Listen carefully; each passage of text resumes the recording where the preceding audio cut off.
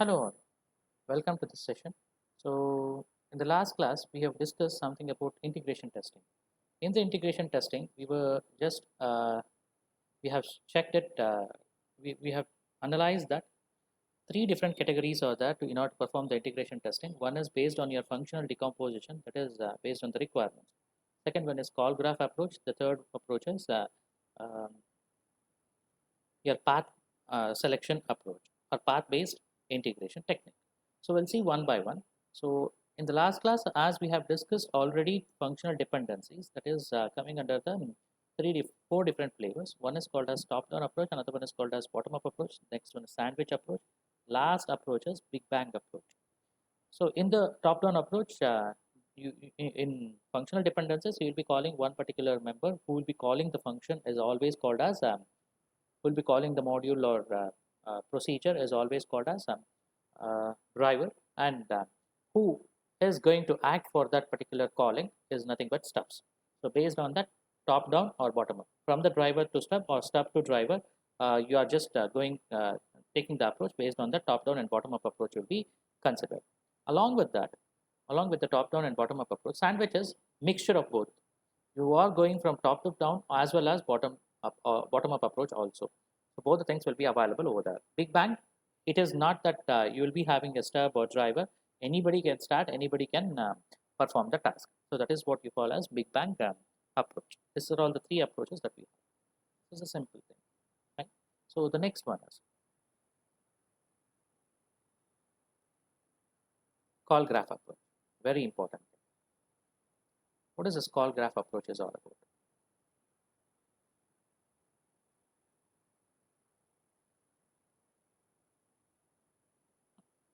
Call graph approach, in that the name itself suggests that you need to prepare a graph in such a manner that each of the unit will be one particular node, and whatever the call that you will be calling from one particular node to another node, if you have a message to be sent or the procedure will be called node, that will be nothing but your edges.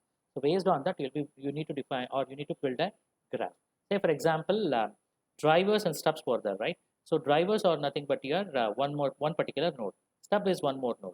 So you are calling a particular stub in the driver function, means then you are having a connection or a edge from your main particular program to the sub module that you are calling for. So this is nothing but your call graph is all about. Call graph integration avoids the possibility of impossible edges in decomposition based integration. In the decomposition based integration, several edges may have not been utilized properly itself or visited at all. Not at all visited. There, such cases will be existing in your functional decomposition integration technique. Whereas those particular things will be overcome with respect to your call graph integration technique. So it will just make impossible edges, whichever was there with respect to your functional dependencies, make it as possible or reachable edges or reachable nodes with respect to your call graph integration technique. You can still follow the notation of notions of stubs and drivers here also with respect to your call graph. There is no problem at all. Since we have stubs and drivers, you can go with top-down or bottom-up approach based on the particular scenario that you want to take it. See, this is a call graph of the calendar program that we have analyzed in the last class. Same particular thing, only changes the notation that you are using. Nodes are there, right? Nodes will be used with respect to, or nodes will be notated, or nodes will be uh, denoted by an oval shape. From in the oval shape, you will be just writing the node name. What is the node name that you are having it? Numbering, or you can just go with the actual name itself. Anything is okay, no problem. The calendar main function is that. In that, get date is that. From the get date, get digits. You'll be getting the digits of it. Why you want to get the digits of it? Only the digits is very important for it. In that, is it a valid date? That is what you'll be checking it. Once it is a valid date, is it the last? What is the last day of the month? So you will be comparing it. Once it is not a February month, then it is not a leap year month, then it is okay. Otherwise, in the February month, if you are considering, then you need to check for the leap year. If the leap year is there, then you need to increment. That is 29 days will be there. Otherwise, 28 days. So this is a special one. This need to be checked with respect to your get date function. In the same manner, once you ask for get date, there is another particular notation that is going on. That is date to day num. That is the day number. 1 to 365 is the maximum days that you are having it in all the in the year, right? But in once in 4 years it will be 366. So that one you need to just take that particular number, using that, whether it is a leap year or not, you need to check it. Same thing with respect to zodiac, you will be getting the date of day number. With respect to that, once again you need to check for whether it is a leap year.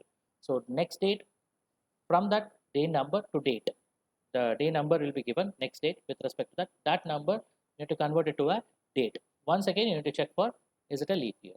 So this is what it happens with respect to one side of your complete thing. Once you get the date at that particular point of time, you need to go with whether it's checking for whether it's a leap year or not. If you have a zodiac sign, then also you need to do it. If you have a next date, then also you need to do it. Now next particular scenarios is completely different. Memorable day, these are all the special days. Memorable day, or is it a weekday, whatever the day that you are having it, or is the memorable day is a weekday, that's what you need to just check out. And whatever the Friday that you are having it, if that Friday happens to be on the 13th of every month, then that should be recorded. Is it a Friday, that is also a weekday, so that should be recorded. This is how it will be forming the call graph. So your call graph will be called based on this. Main function will call get date, zodiac, next date, memorable, weekday followed up, memorable day, weekday followed by Friday 13th. Whereas get date, once again, it will be calling two different particular functions. One, first thing is get the digits. With respect to that, is it validated? Then the valid date is there, then you will be going for last day of the month. Get date, among that, date to day number, it will be checking. With respect to that number also, you need to check for whether it's a leap year. From the zodiac, date to day number. From that, once again, you need to check for the leap year. Next date, day number to date, it's a reverse operation. So that one, again, you need to check for the is it leap year. So this is how the function call will be happening. All these are nodes. There is nothing but one unit you will be having it. Each unit will be represented. Calendar mean is 1 unit. Get date is 1 unit. Get digits itself is 1 unit. So you are calling those particular members which is available at the outside area of the complete thing. Each one of is different. So that's how it will be just working. Now in order to apply call graph based integration, we will be having two strategies to do that. One is pairwise integration, other one is neighborhood integration. And one more thing that we need to just keep in our mind is the degrees of the nodes. Degrees will happen in two ways because it's a directed edge. There are two different ways of handling it. One is the in degree, another one is the out degree. Normally, out degree will never come into picture. Only the in degree will be will be just calculating it. So ease leap and weekday, if you just have a look on this particular two particular modules or two particular units, weekday followed by ease leap. See here, 3 in degrees, that is 3 units of other members are calling this particular or holding this particular or calling the calling this particular module to work. So similarly, with respect to a weekday, is Monday, is Friday, followed by calendar main is done. Here, with respect to last day of month, is leap is called by last day of month, date day of number, or day number to date. All the three will be calling this particular same thing. So it is 3 units. So degrees will be 3 units. What is the possible strategy? How to go forward? How to test that particular call graph? For that, you need to take the highest in degree that is available, highest in degree or that is available in the entire number of units.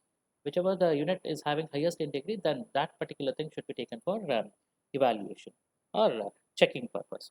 The next one is that should be tested first.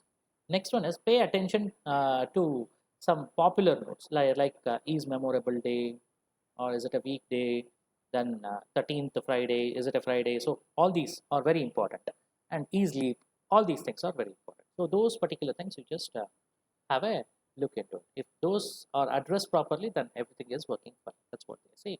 Next one is pairwise integration. By definition at edge, by definition, if you are going with pairwise integration, by definition, an edge in the call graph refers to an interface between the units that are the endpoints of the edge.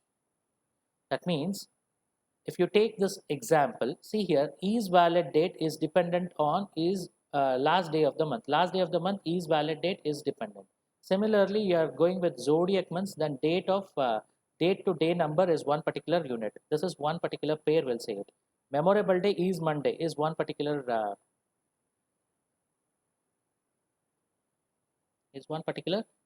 member, that is what will be just saying it. So these are all the three pairs or of pairwise integration that we are having it. So dependency is based on the previously available node, not with respect to remaining all nodes. With respect to the immediate node, with respect to that node, what is the relationship? Based on that only it should perform. Like that, you need to choose the scenario. So these are all the three pairs for pairwise integration. This is nothing but your edge to edge. Every edge represents a pair of units to test. Still might need stubs and drivers. Fault isolation is localized to the pair being integrated. The fault isolation will be localized, that is, will be taken care with respect to this particular, see here, three pairs, that is what we'll just try to annotate it.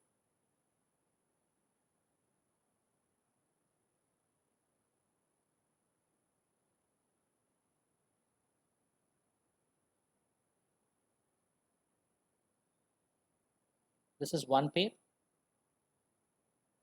this is the second pair, and this is the third pair. So three pairs that we are having it. Similarly, you can go with the other particular pairs also. It is not that only these three pairs need to be taken care.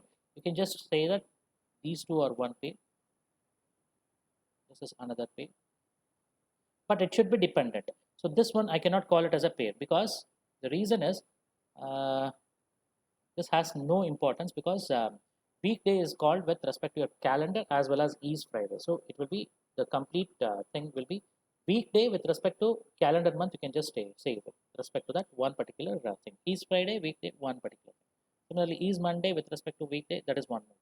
So which approach that you are using, depending on that, you need to just go through it. If it is a top down or a bottom up approach, depending on. So these three, this is one more particular model. So if you want, you can just have it. Otherwise, you can just restrict yourself, saying that three particular components you have just done it. So these three are nothing but the pairwise. These are all the pairs. Understood? So fault isolation is localized. Only to this it will be done, fault isolation, not for the entire module, not for the entire whole project. So that's where it fails with respect to your pairwise integration technique. Neighborhood integration, it need to search for the all the particular nodes that is available for doing that. Say for example, if you are saying zodiac and day to day number is there, means the predecessor as well as the successor all will become one particular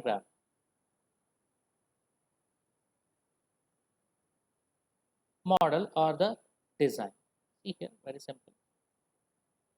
So all these things will be correspondingly saying that this is the call graph that you need to just have it. Similarly, with respect to your weekday, this is one more. So this is nothing but your neighborhoods. Neighborhoods means predecessor as well as successor. Both the things you need to just have it. Predecessor means okay, day to day before this, whatever the thing that is happening, everything need to be taken care. Or else you can just say that call and calendar graph also you can take it. With respect to the calendar graph, once again, it will be just taking the whole particular scenario. This is nothing but your neighborhood method of call graph integration technique. So with respect to your node numbering, the scenario will be changed.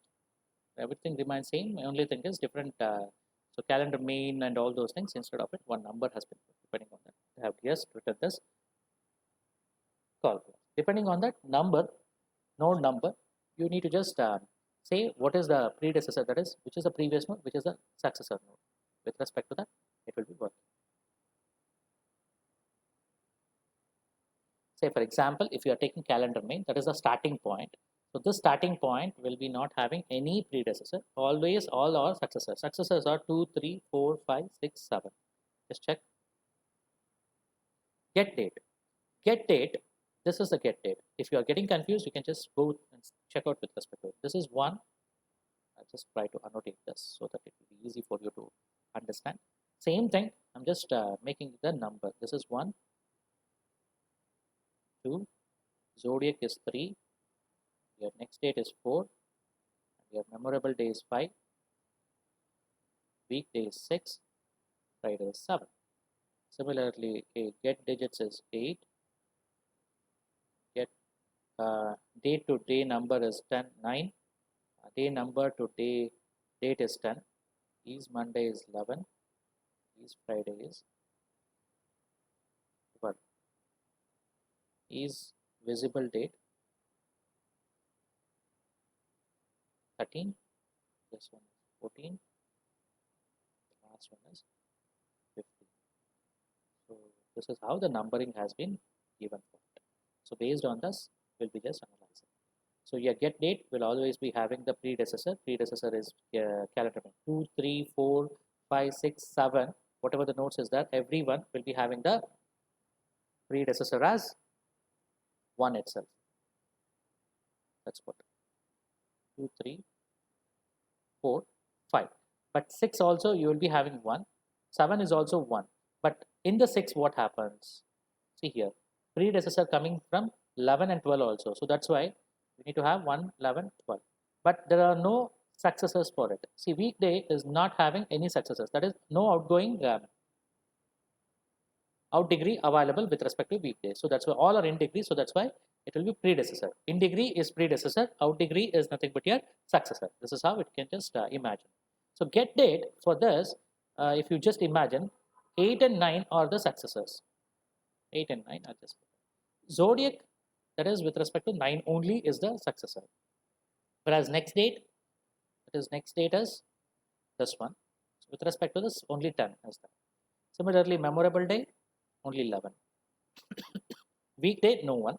That is 6 with respect to that, nothing is there. For your Friday, 13th, if you are just going with it, the successor is 12. So similarly, get digits, if you are going with get digits will happen with respect to your second node. So second node will be having this particular get digits. So this is what we'll just checking for it. So this will be previous node, that is 2. Node 2 is a predecessors, whereas successor for get digit, the successor will be 13. Yeah. Similarly, day to day number, it will be just going on. Day to day number, day number to date for the predecessor will be changing, but successors are one and the same. That is 15 itself. Why? Because you are going to check with respect to your easily itself. So that's why. Okay. Is Monday. So it is one of the particular day. That is what we are just checking it with respect to that is Monday. So 5 is the predecessor and 6 is the successor. What is Monday? Is Monday is this one. With respect to this, I'm just talking. Now I'm with respect to this particular row, this level. This level, we are just looking into it. So with respect to this level, is Monday is having the memorable day as the predecessor. Successor is weekday. So successor is weekday means 6 as well as with respect to this node, it is predecessor is 5. 5 followed by 6. Yes. Is Friday, same thing. 7 is the predecessor. Successor is 6 itself. Is valid date is coming with respect to your 13th node. This is one. This one. In this level, it is the only node that you are having. So that's why that level node you just consider it. 13th one. Is valid date, the predecessor is 8. Successor is 14. That's all. Next one is last day of the month is given. Last day of the month is the next particular level that you are having. 14th one. Predecessor is 13. 15th one is a successor. Similarly, is leap, it is having only in degrees. That is 9, 10 and 14 are predecessors, whereas successors are 9. So this is nothing but your neighborhood that you are calculating it with respect to it. So these are all the pays that you can just have it with respect to your neighborhood call graph method. Fine. So the next particular part is path-based integration. With respect to the path-based integration, if you are going with it, it is similar to your DD path. See, call graph is finished. Now we are moving to the last part of your technique called as path-based integration technique. So in your path-based integration technique, what happens is an integration testing level construct similar to your DD path for unit testing. For each one of the unit that you are just building a graph means that one will be nothing but similar to your DD path. That is, in the DD path, what we are doing it decision to decision table, decision to decision path will be identifying. Based on that, we'll just move on, right? The same thing is applied here also with respect to your path-based integration. Only thing is, it is extended with respect to specific based as well as code-based testing to the integration level. That is nothing but to the integration level, how this particular thing will be happen. So there will be a procedure call from one particular unit to another unit, or a message will be transferred from one unit to another unit based on the message transferring as well as the message receiving from the other unit to the unit which has been called. So it is nothing but that is a chain that we are having it with respect to your path-based integration technique. Rest of it will be remaining same. So greater emphasis on behavioral threats. Behavioral threats. What do you mean by behavioral threats? Greater emphasis means great knowledge about it. That is, stress has been made with respect to this particular point on behavioral threats. What is behavioral threats mean? So that is very, very important to know.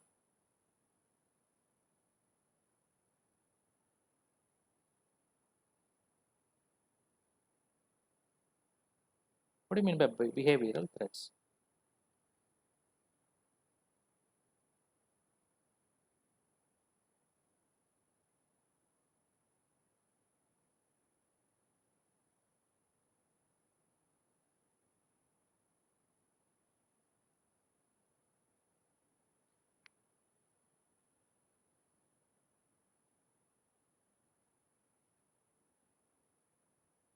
To the previous model, it also illustrates threat behavior based on the particular scenario.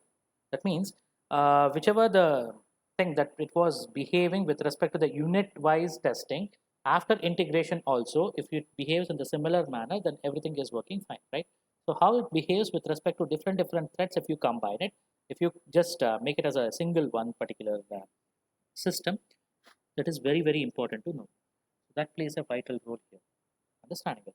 So that is a very important thing to know with respect to your behavioral threats. Next one is shift emphasis from interface testing to interactions.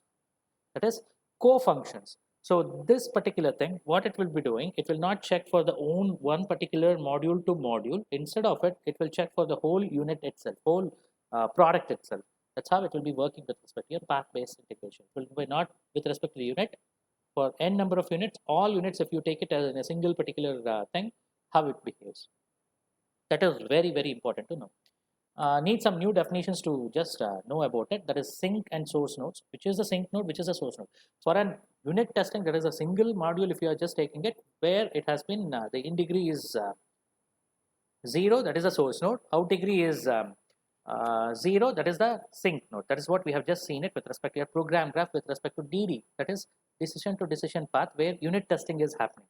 Now we are going for module testing, the entire particular unit testing, how the execution happens, how that particular thing goes, everything we need to just know about it. So that is where it will be different from what the source nodes and sink nodes that we have identified in the previously assigned path based testing technique. For unit testing, it's a different one. For your source and sink, with respect to your path based integration technique, it's a different scenario. We just check one by one. Next one is module or unit execution path, where in which particular path it will be going, how to get that particular path itself. Because unit to unit, you need to just talk, you need to get that particular value, and depending on that, you need to just go with the next step. Generalized message, that is one particular type of message saying that from module 1 to module 2 you are calling, and module 2 to module 1 it is returning back the value to it. For that, you need to have a generalized message principle. For doing that, you require MM path, that is module to module path or message to message path. Anything is okay. Okay, so that is what your MM path is all about. We'll just see what is this definitions are all about. New and extended definitions. There are new and extended definitions. The source node is in a program is a statement fragment at which program execution begins or resumes. That's what the same thing. So when a program execution begins, that is your main function where you are calling it. Suppose you think of object-oriented programming approach. You will be having n number of classes. In the classes, n number of classes, one particular class can have main function, the entry point. So that is nothing but what you are calling it as a source node. In that, whichever the node that you are having it, that particular thing is called a source node. Sink node in a unit where the program ends, where the program fragment ends, that is nothing but your sink node is all about it. Module execution path is a sequence of statements that begins with a source node and ends with a sink node with no interleaving sink nodes. That means you need to call one particular class. From the class, you need to take some certain members. Using that members, you need to compute the value. Once you compute the value, you need to return back to the main function. Once the main function is written, at last you need to return back or coming out from the main. You need to come out from the main function. So this is what the flow is.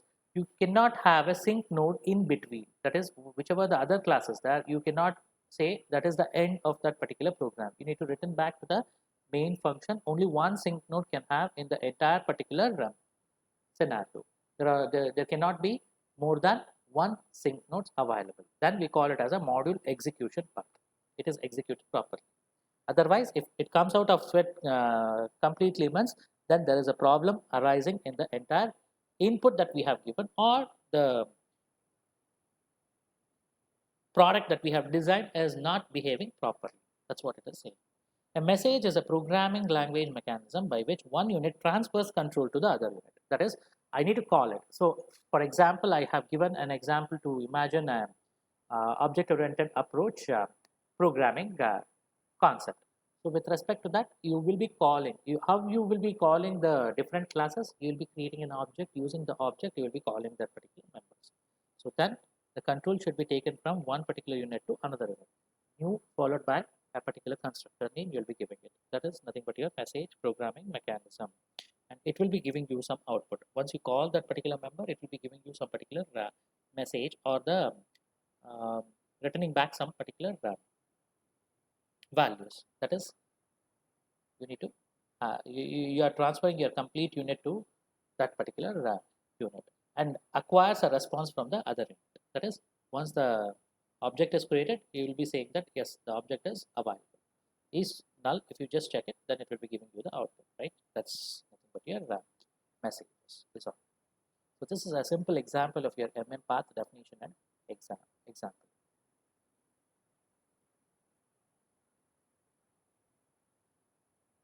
Yeah, just continue. MM path definition and example. An MM path is an interleaved sequence of modules, execution path, and messages.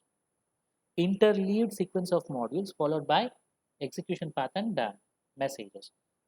See here, there is 3 units. There are 3 units available in this particular scenario that has been given for us. See, all these A component will be 1 unit.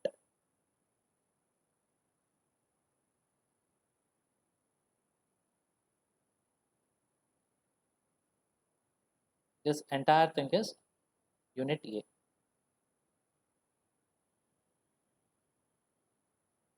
This B1, B2, B5 is there, right? So these nodes correspond to second particular unit by the name called as B. And C, whatever the nodes that you are having it, all these corresponds to one more unit called as C. So 3 units are available in this particular scenario. So what is that? We don't know. We have written the program graph. Maybe this is with respect to A is sorting, then B is searching, and the last one is arranging those particular elements properly. Maybe that. It may be the case. I'm just giving you a simple scenario. So in this, think about if you are analyzing with respect to your object-oriented programming language, A is one particular program, main program, B is another program, C is another class. A, B, C are 3 classes, A is the main class. Main class. Okay. So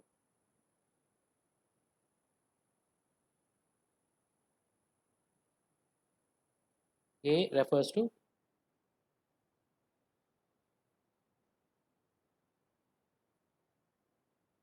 main class.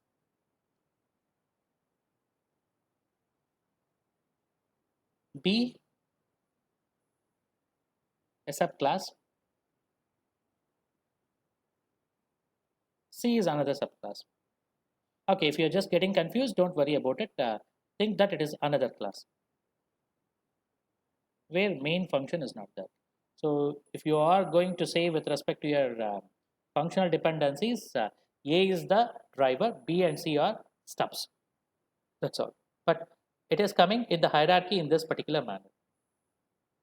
A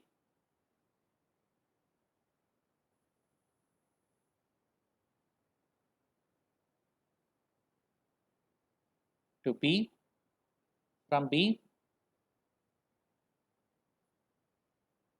to C.